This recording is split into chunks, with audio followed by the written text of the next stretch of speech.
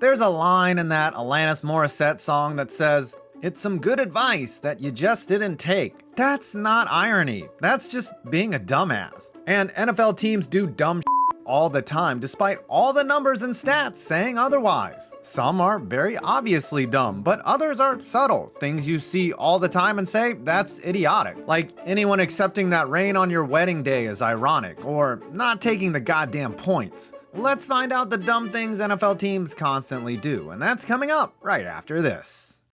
Oh look, the first round of the playoffs is over and there are less teams left alive in the dance. But do you know what that means? It means there is still much action to be had. That's why today's sponsor, DraftKings, is giving all new customers a winning offer. All new customers gotta do is sign up for DraftKings using my code 5points, bet at least $5 on any NFL playoffs game, and you'll instantly receive an additional $200 in bonus bets. Yes, new customers bet $5 on any NFL playoffs game and you'll instantly get $200 in bonus bets. And you can use those bonus bets on same game parlays for a shot at multiplying your winnings. And if mobile sports betting is not available yet in your state, don't fret. You can still get in on the action with DraftKings Daily Fantasy. So after this video, download the DraftKings Sportsbook app now. New customers use code 5points.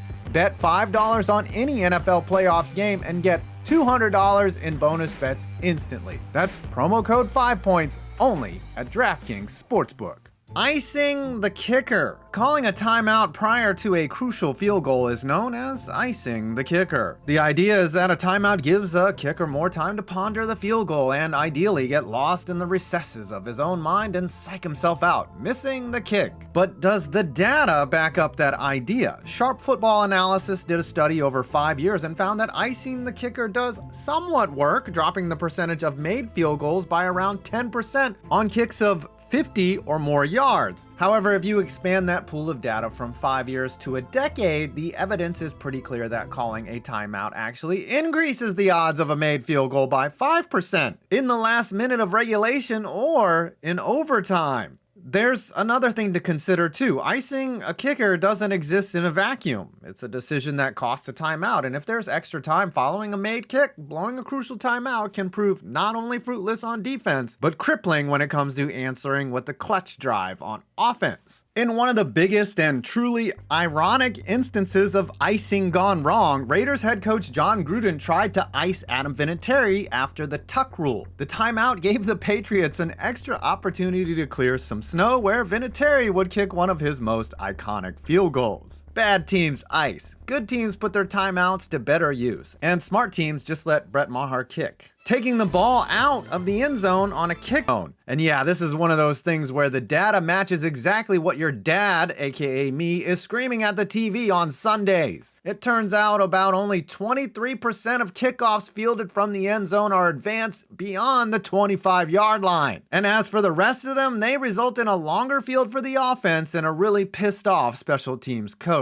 The data is a little bit skewed because, of course, the best kick returners have the green light, but this year, the 6 teams with the most kickoff returns in the NFL failed to qualify for the playoffs. 5 of the 6 teams with the fewest kickoff returns in the NFL all did indeed make the tournament. Is there a direct correlation? Maybe not, but it's the sign of a well-coached and disciplined team to resist the naughty temptation of returning a long kick and keep those feet planted firmly on the goal line. Well, unless you're the Bills and it's the first game back since DeMar Hamlin got hurt, then it's okay. Trying to draw an opponent offsides in goal to go. The further an offense advances down the field, the harder it is to pick up yards. The field becomes compressed, defenses tighten up, and the playbook shrinks. You might think it makes sense to pull a fast one on the defense and try to get some easy yards, drawing the opponent offsides with a hard count.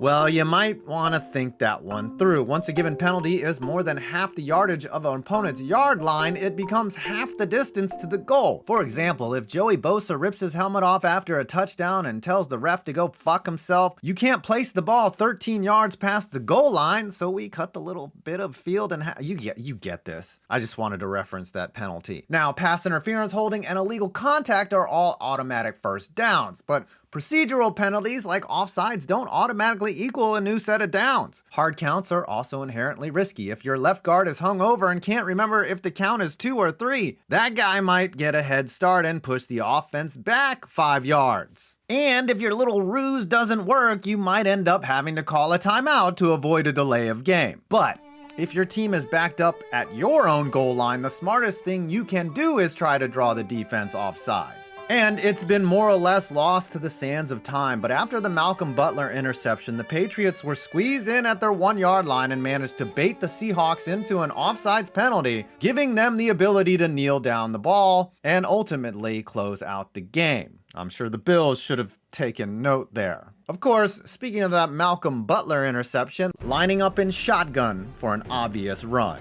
Never line up in shotgun when it's an obvious run. And here are a few reasons. Lining up under center creates options that the shotgun doesn't allow. For example, you can't sneak the ball forward unless you're under center. The entire advantage of short yardage is the short yardage part. And snapping the ball 5 yards backwards sort of defeats the purpose, does it not? In those types of plays, it's better to give the running back a full head of steam on a handoff rather than stop and start acceleration that you see from handoffs in the shotgun. It just doesn't make sense to set yourself up behind the 8 ball. In 2021, the great writer Drew McGarry penned a column titled, "If you run from the shotgun on short yardage one more time, I will you." That's pretty harsh, but that's essentially how I feel about it too. Yes, there are inherent advantages to the shotgun formation. It allows the quarterback to see the defense more clearly, it cuts drop back times, and obviously the word shotgun is cooler than touching a fat guy's taint before the ball is snapped. I mean,